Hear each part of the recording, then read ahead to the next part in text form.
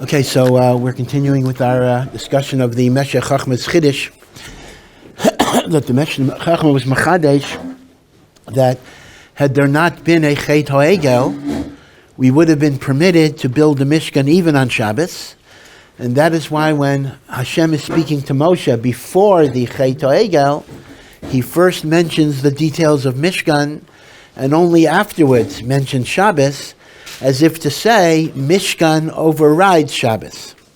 But that's in the pre-Chet HaEgel world.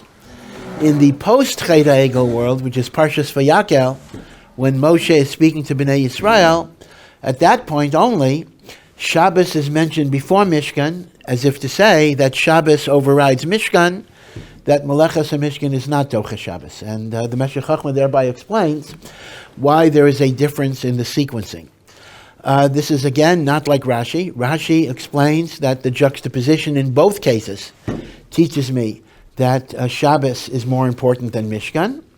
According to Rashi, the obvious kasha that Rashi does not answer is why does the Torah deviate from the sequence? Now, if you remember, the Meshech Chochmah's Yisod was that there are two ways of viewing the Mishkan. One is the Mishkan is a precondition to be able to bring korbanos to Hashem, and that would make the Mishkan a hechsher mitzvah. The other is to understand that the Mishkan itself is an act of avodah. It's an act of sacrifice. Now, if the Mishkan itself is only a machsher avodah, it would not be Docha Shabbos, just like the Moel driving to the bris is not Docha Shabbos. Masha'ein kain, if the Mishkan itself is an avodah, it would be Docha Shabbos, just like a Talmud and a Musaf are Docha Shabbos. Right? This is the Meshech Chochmah's Yisod. And his point was, before the Chet HaEgel, because of our intimacy and closeness to Hashem, we could have brought korbanos anywhere. We didn't need a building. The building was not to enable us to bring korbanos. The building was as an act of homage to HaKadosh Baruch Hu, a korban sibor, so to speak, and eino chinami. According to the Meshech Chochmah, apparently, even after the Mishkan was built, we could have, had there not been a Chet HaEgel, we could continue to have to bring korbanos wherever we want. Now, this is an interesting point, because halachically it's very, very clear that once the Mishkan was built, bamos, private altars, are prohibited. That's a Mishnah in Maseches Sevachim. Once the Mishkan was built, private altars are forbidden. But I think what the Meshech Chochmah is telling me is that's only in the post-Chet HaEgel iteration. Meaning, in the hypothetical pre-Chet HaEgel iteration, bamos would have been permitted even after Hakamas HaMishkan. He doesn't say that beferish. I can't point to you a line where the Meshech Chochmah actually says that.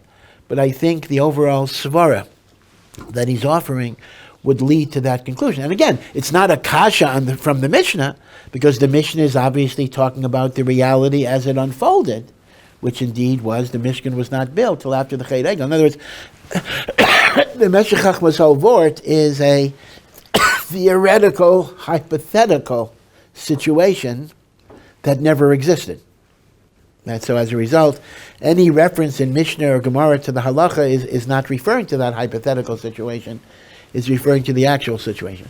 You know, the whole genre of hypothetical history, it's a popular genre. Like, what would have happened, if Hitler would have won the war, or if FDR didn't die, whatever it is. All sorts of amazing things.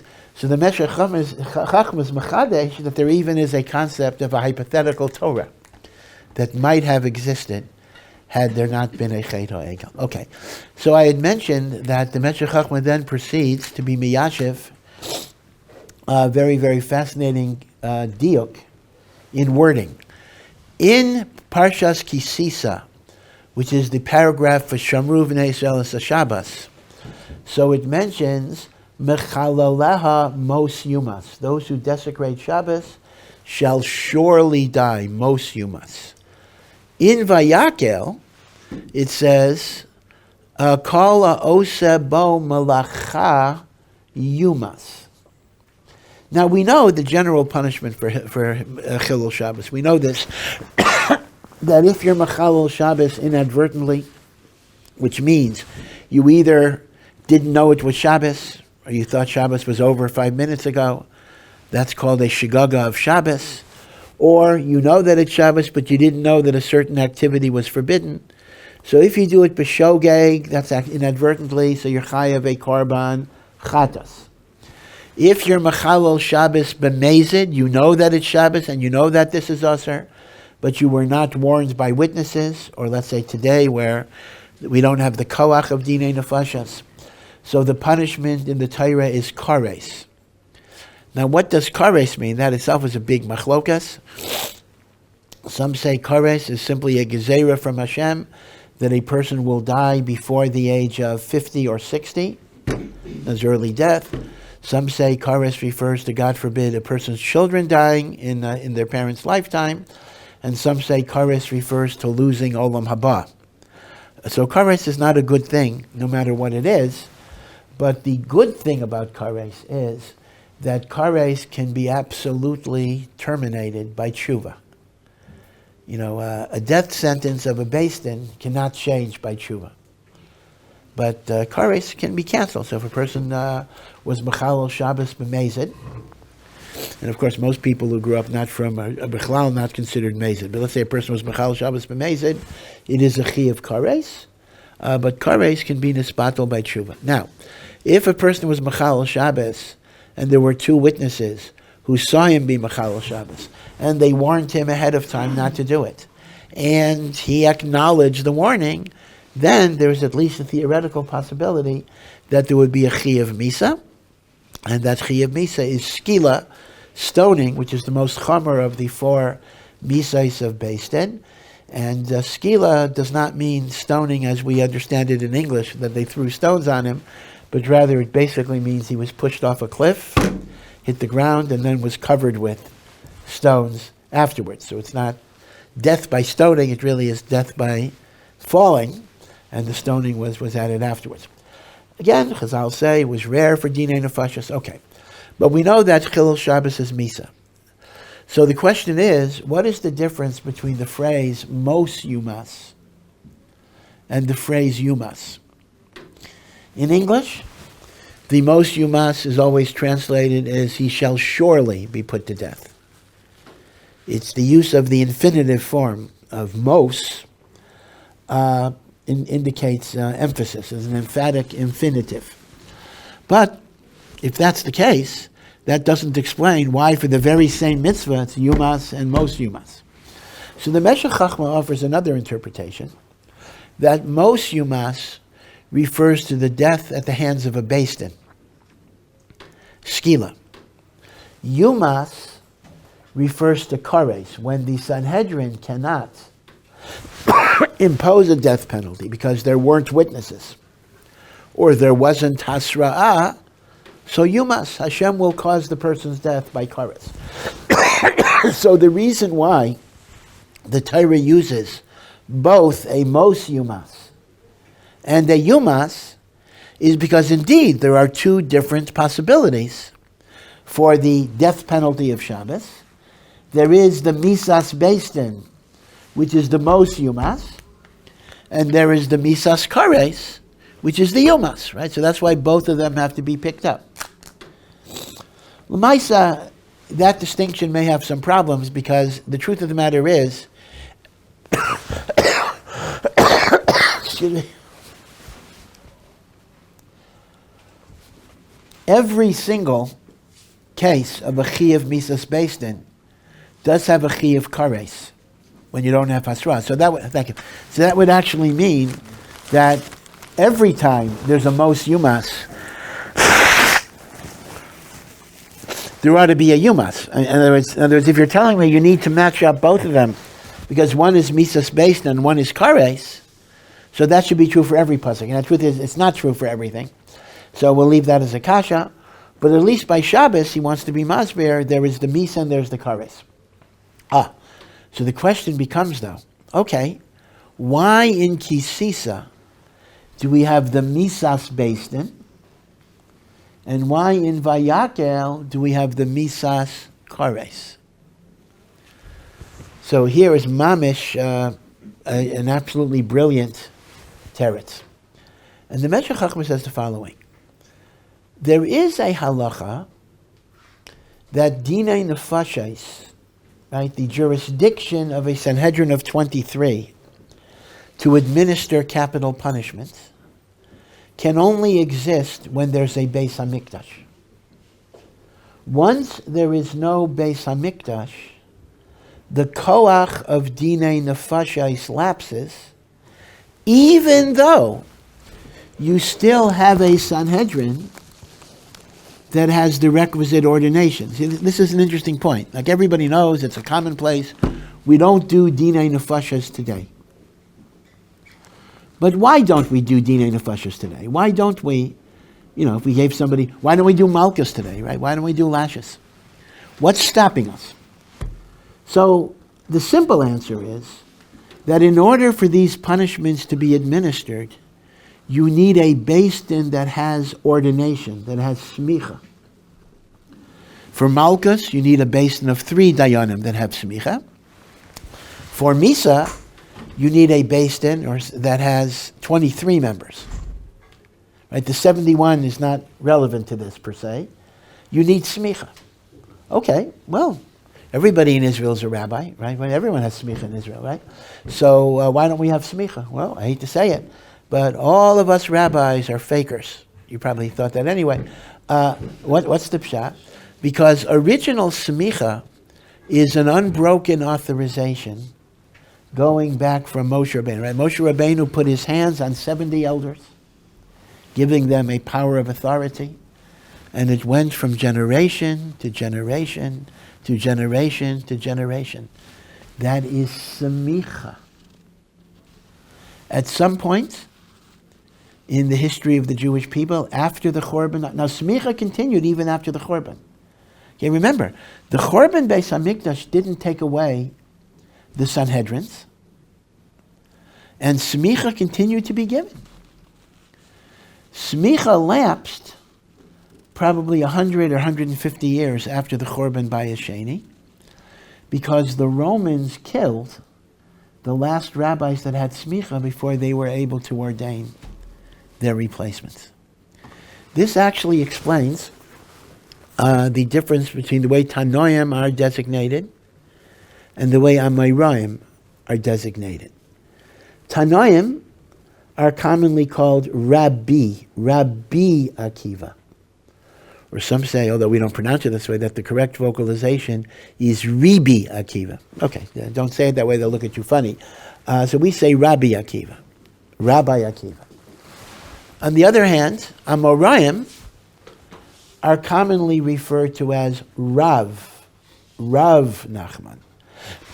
And the difference between Rabbi and Rav is Rabbi means the person actually got smicha.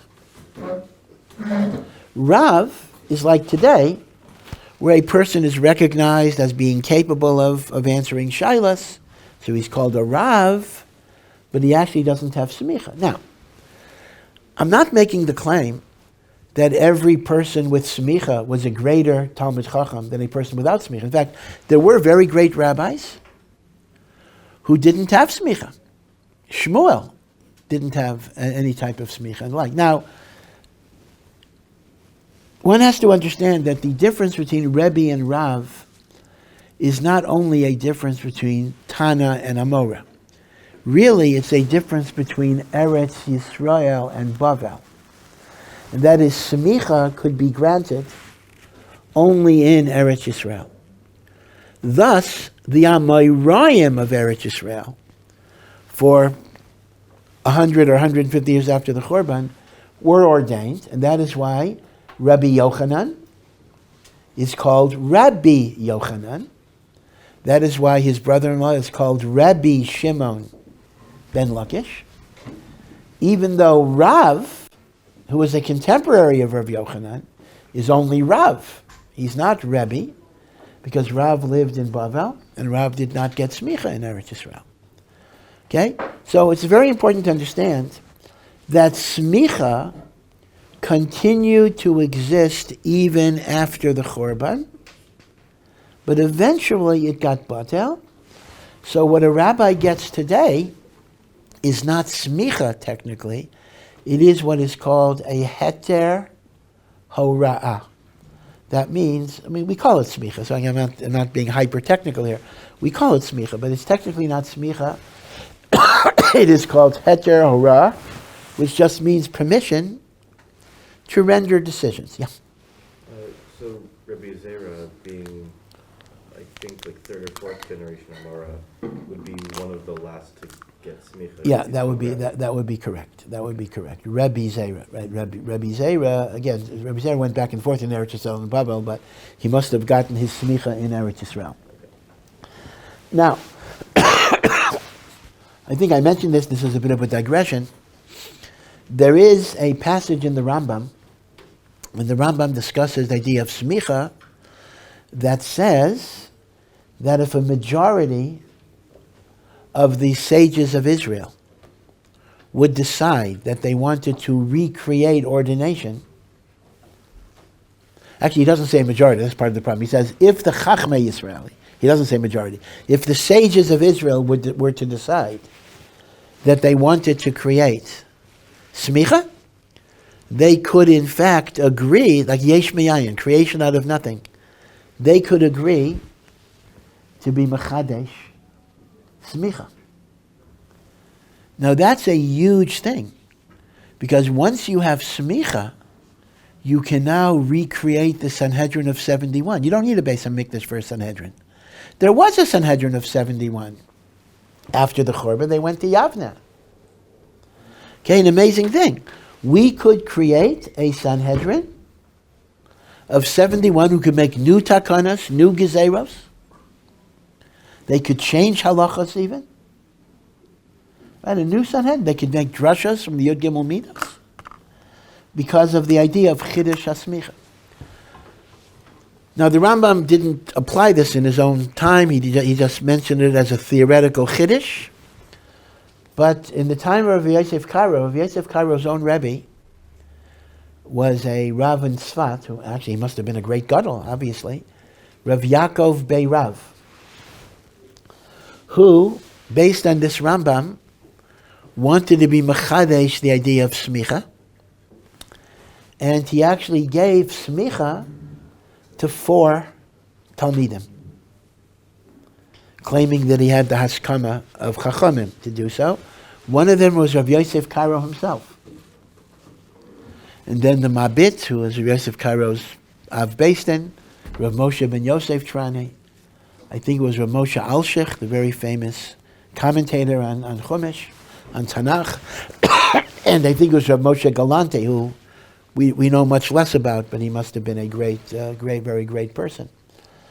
And this supposedly was carried over to the next generation, but there was a lot of opposition, because the Chachmei Yerushalayim did not agree to this interpretation of the Rambam. So in a sense, that creates an automatic veto power, right? Because if you need everybody to agree, and some don't agree, you're not going to do it.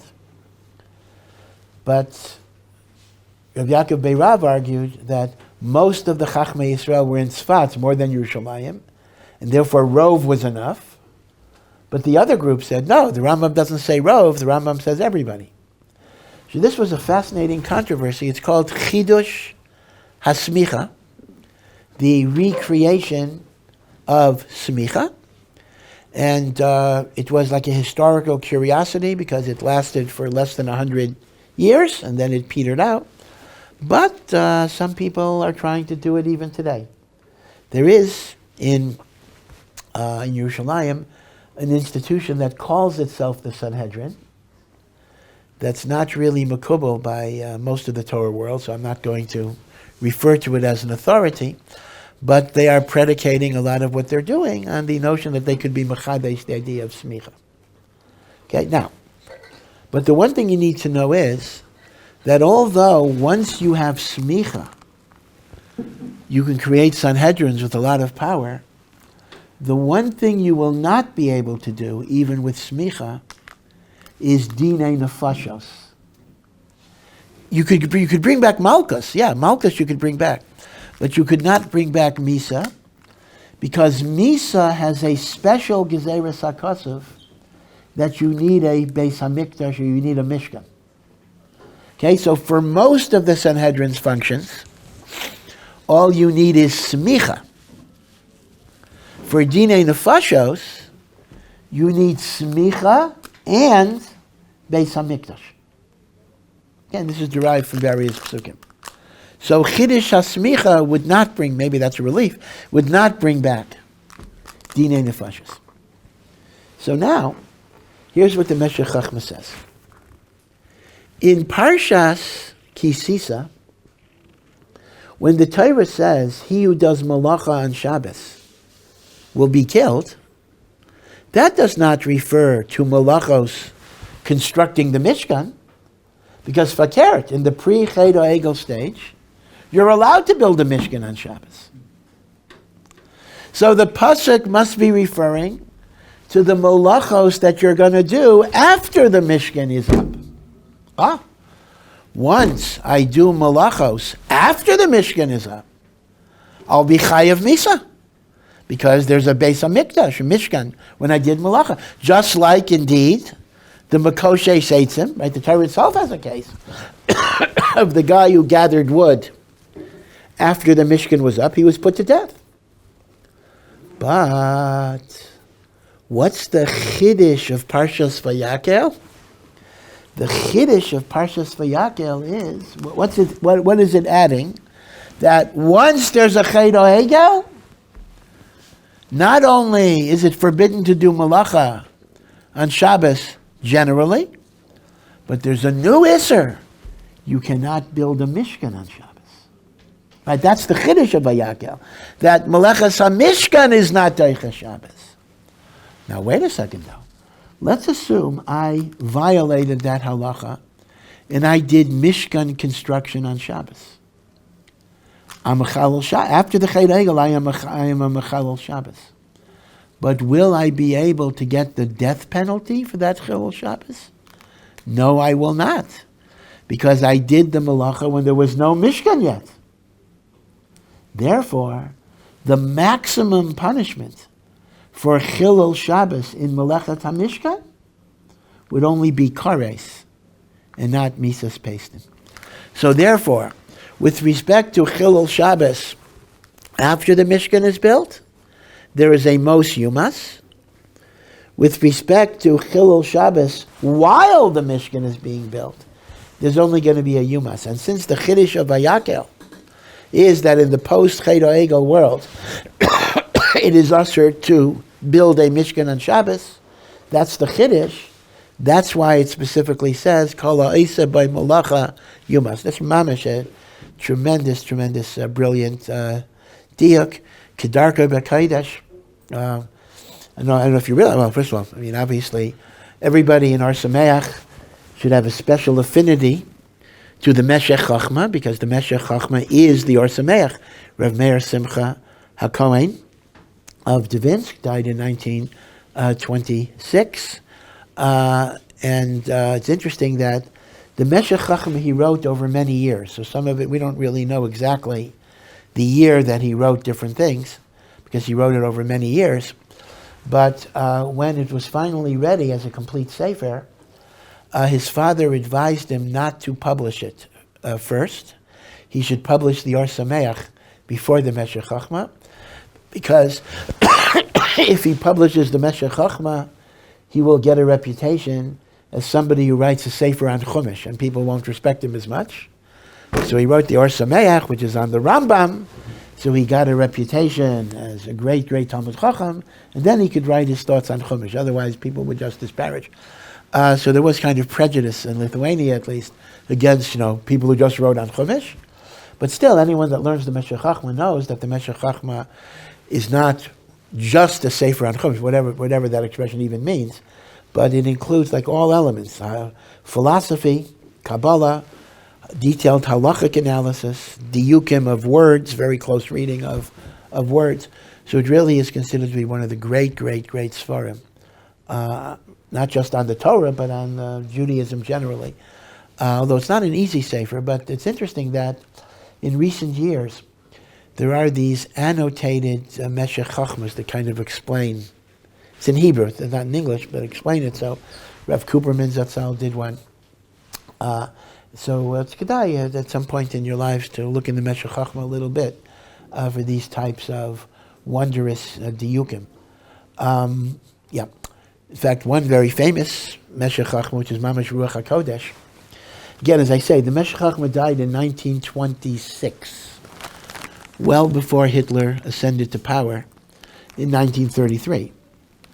What was Hitler doing in 1926? Did he write Mein Kampf? I don't remember, but he was certainly not any type of dominant presence.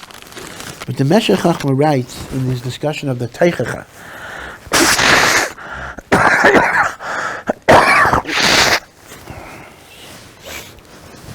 excuse me.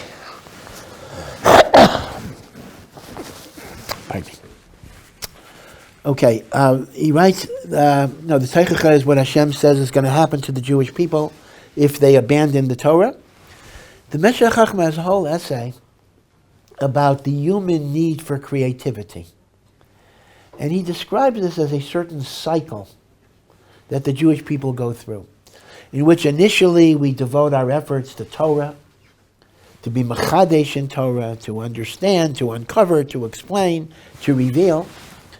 But then there will often come to a certain stagnation point in which great and talented people feel that they cannot find a contribution that they can make in Torah because like everything was said already.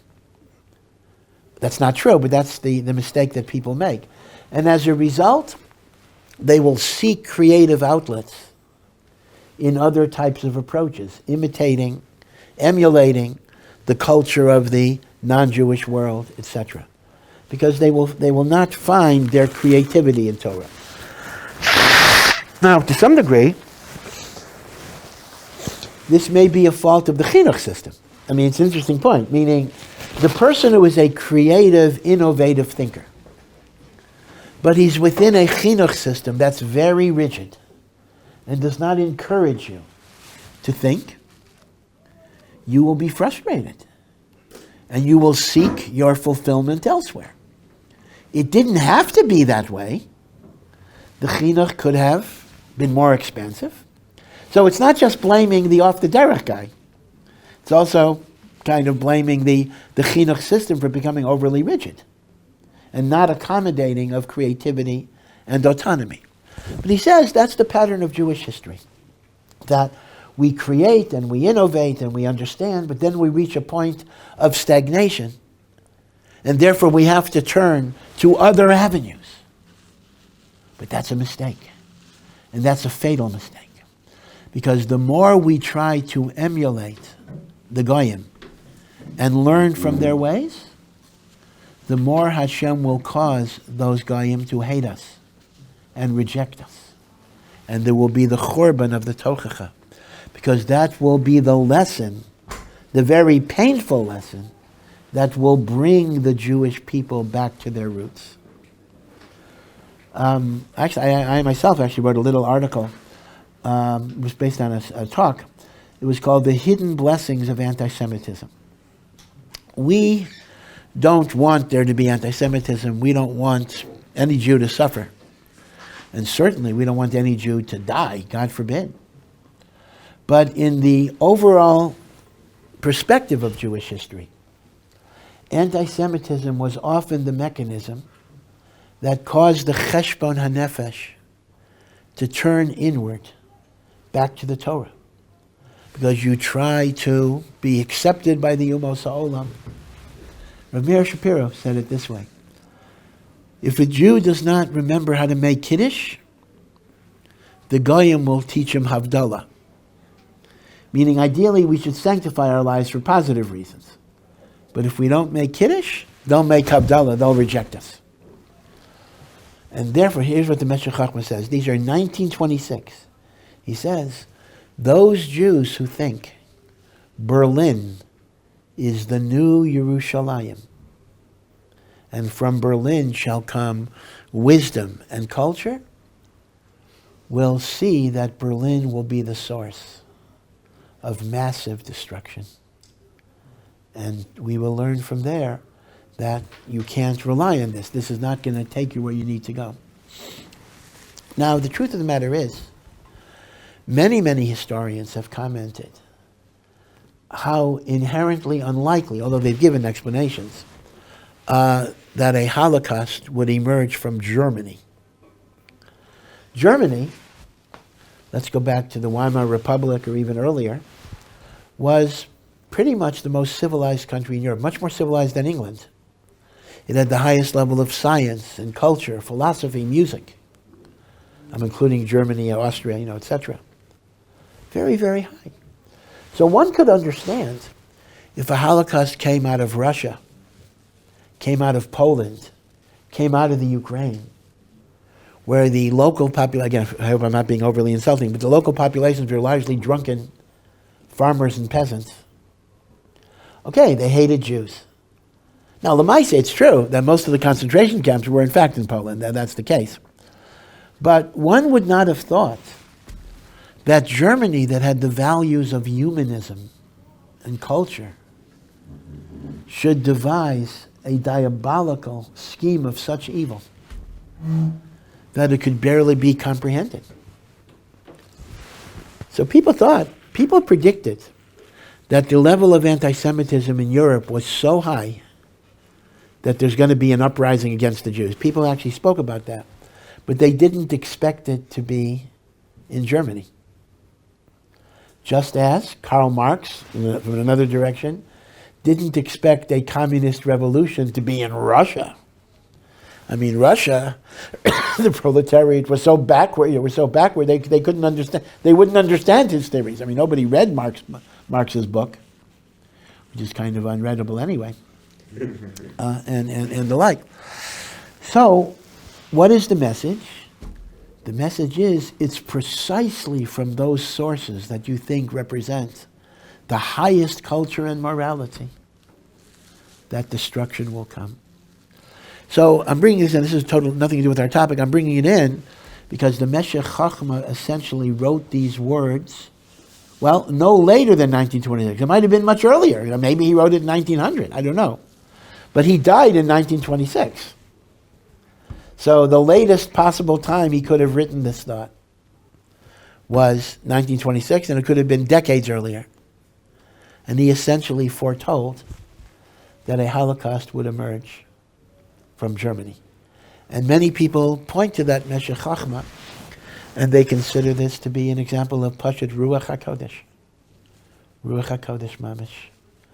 Of course, it says in Mishlei, Zecher Tzadik Livracha, when you mention a tzaddik, it should always be accompanied with the blessing. So it's kedai to mention a little bit about Rav Meir Simcha. Rav Meir Simcha was the Rav of Dvinsk, which was a town in Latvia. Still around. Dvinsk is still there. And there were two Rabbanim in Dvinsk. Rav Meir Simcha was the Rav of the Misnagdim, the non-Hasidic population. And the other Rav of the Hasidic population was Rav Yosef Rosen, who is known as the Rogachover Gaon, because he came from Rogachov, although he was the Rav of Dvinsk. And these were totally different personalities. Rav Meir Simcha was very quiet, very refined, very gentle. The Rogachover was fiery. If you look at pictures, he had very wild hair. So the tradition explanation is he never got a haircut because of Bittul Torah. I don't know if that's the real reason or whatever it would be. But the Rogachover was like a super genius. The Rogachover, in fact, to this very day, there are whole kolalim trying to decipher the Rogachover's letters. Like if somebody would ask him a shaila, the Rogachover would only answer with a list of Mara Makomos. He says, Yerushalmi, Tosefta, Zohar, etc., Mara Nevuchim, etc., etc., etc. And the problem is that even if you know the Mara Makomos, they seem to have no connection to the question asked. So there are kolalim whose full-time job is to try to draw the connections that the Rogachover was apparently making with different Mara Makomos. But sometimes the Mara Makomos may be very peripheral. They may refer to the date. So somebody sends them a shaila about a date, not about a date, a shaila with a date on it. So the first 5 Mara Makomos may not be about the Shaila, they may be about the date. He's giving you significance of the date. Oh, this date is important because the Zohar says, so and so. So they had a very different personality. They were the Rogatchover, for example, was so fast and so brilliant that to engage him in Torah study would be very, very risky. He would just destroy you.